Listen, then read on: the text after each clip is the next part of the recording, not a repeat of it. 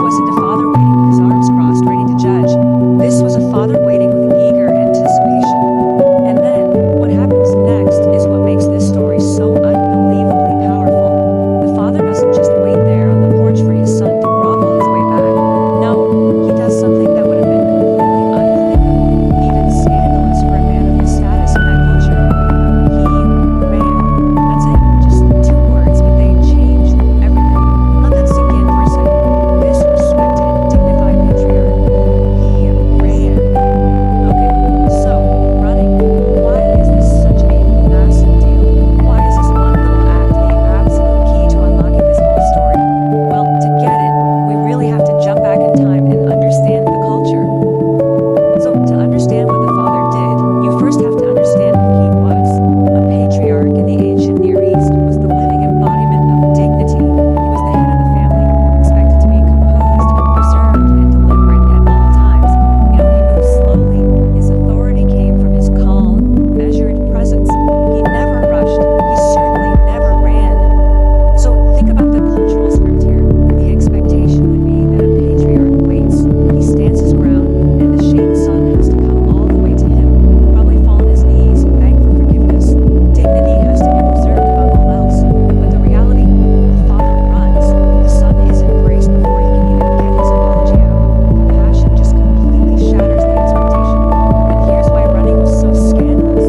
For a man back then to run, he'd have to grab the hem of his long robes and hoist them up, transpose his legs and pull them. This was considered incredibly shameful, almost indecent. It was something a child might do, or maybe a servant on a urgent errand, but never the head of the household. It was basically throwing away his dignity.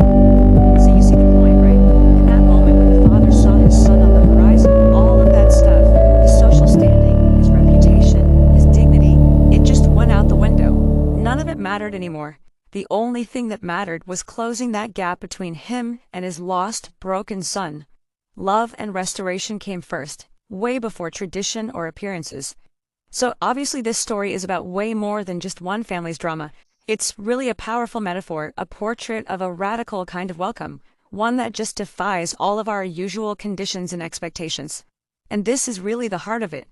This story is meant to paint a picture of God.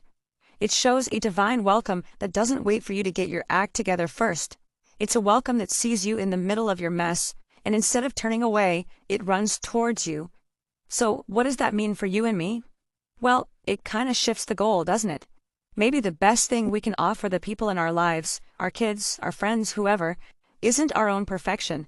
Maybe it's just an open door, a readiness to welcome them back, no strings attached, no matter what. Which of course leaves us with a challenge. How do we actually take this idea of radical welcome and apply it in our own lives? Let's take a minute to reflect on that.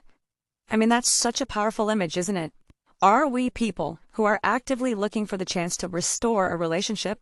Are we watching the horizon, not with a checklist of all the ways we've been wronged, but with a heart that's just ready to run and embrace?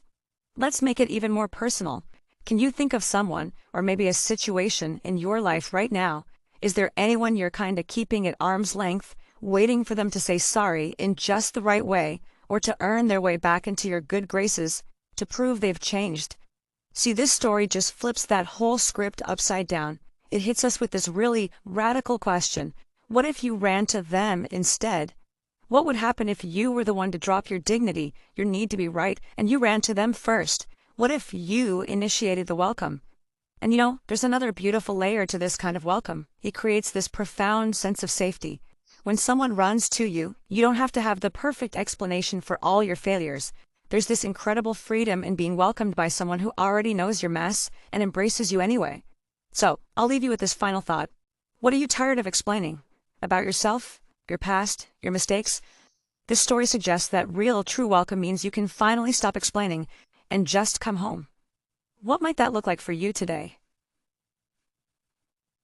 Hey everyone, thanks so much for watching. If this video helped you in any way, I'd really appreciate it if you could tap that like button. It makes a huge difference. And hey, for a little fun, drop a purple heart emoji in the comments below. I'd also love to hear what your biggest takeaway was from today's video. Your feedback is super valuable and it helps me create more of what you want to see. Don't forget to subscribe and hit that notification bell so you don't miss out on future videos. And if you know someone who could benefit from this, please feel free to share it with them. Spreading the knowledge is what it's all about. Thanks again for your amazing support. I'll see you in the next one.